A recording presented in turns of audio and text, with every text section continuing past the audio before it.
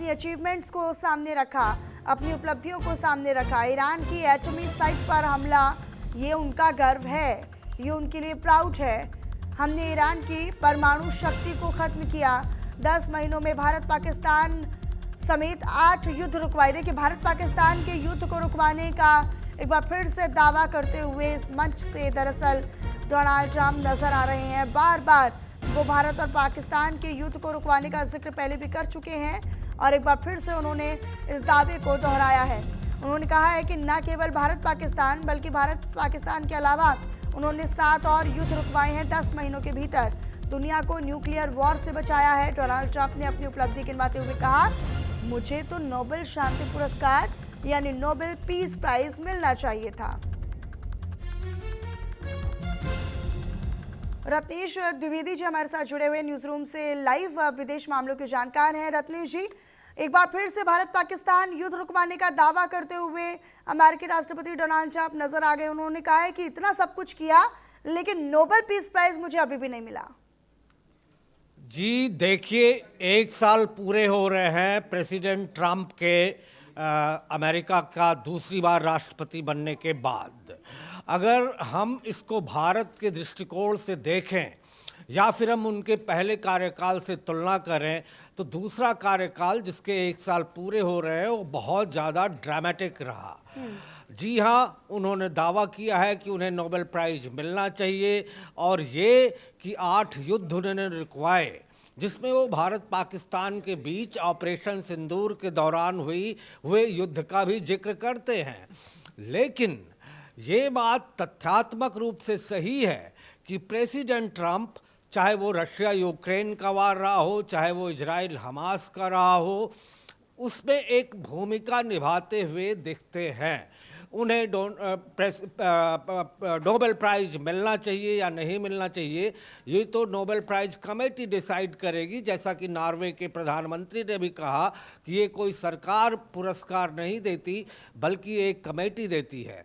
लेकिन विपक्ष जो प्रेसिडेंट ट्रंप के दूसरे कार्यकाल में ये साबित करने की होड़ में हमेशा लगा रहा कि भारत के साथ उसके रिश्ते या प्रधानमंत्री श्री नरेंद्र मोदी के साथ डोनाल्ड ट्रंप के रिश्ते अच्छे नहीं हैं, उनके लिए करारा जवाब ये है कि जो अभी गजा पीस बोर्ड गठित किया गया है उसमें बकायदा राइटिंग में ऑफिशियली प्रेसिडेंट ट्रंप ने नरेंद्र मोदी को, प्रधानमंत्री मोदी को शामिल किया है।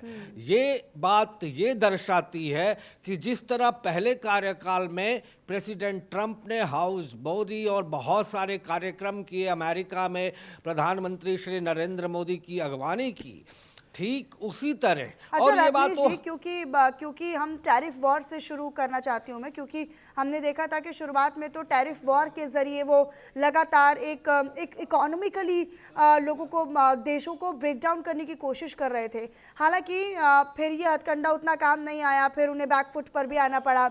भारत के साथ भी उन्होंने यही करने की कोशिश की थी, जिसका विरोध खुद अमेरिका में लोगों ने किया था सड़कों पर उतरकर। उन्होंने कहा था कि अगर हम अर्थव्यवस्था में पीछे जाते हैं तो इसके जिम्मेदार सिर्फ डोनाल्ड ट्रंप होंगे। इस तरह की बातें भी सुनी गई थी। इस पूरे फेज को आप कैसे देखते हैं? देखिए, प्रेसिडेंट ट्रंप का हमेशा से एक प्लान रहा है जिसको मागा के नाम से कहते हैं, जिसको हम मेक अमेरिका ग्रेट अगेन, ये स्लोगन उनका रहा है। और एक बात मैं आपको बताता चलूं कि इस समय अमेरिका $37 ट्रिलियन के लोन में, डेट में डूबा हुआ है। तो उससे उबारने के लिए और अमेरिकन इकोनॉमी को मजबूत करने के लिए प्रेसिडेंट ट्रंप ने टैरिफ की लड़ाई शुरू की, जो तथ्यात्मक बात है। ये बात अलग है, कई देशों को जिन पर टैरिफ लगाए गए उसमें भारत भी शामिल है, ये रास नहीं आया। नतीजतन अमेरिका के अपने होम फ्रंट पे भी प्रेसिडेंट ट्रंप का विरोध हुआ, लेकिन टैरिफ लगाने से प्रेसिडेंट ट्रंप का ये मानना है कि ये अमेरिका के फायदे में है और अमेरिकन इकोनॉमी को मजबूत करेगा।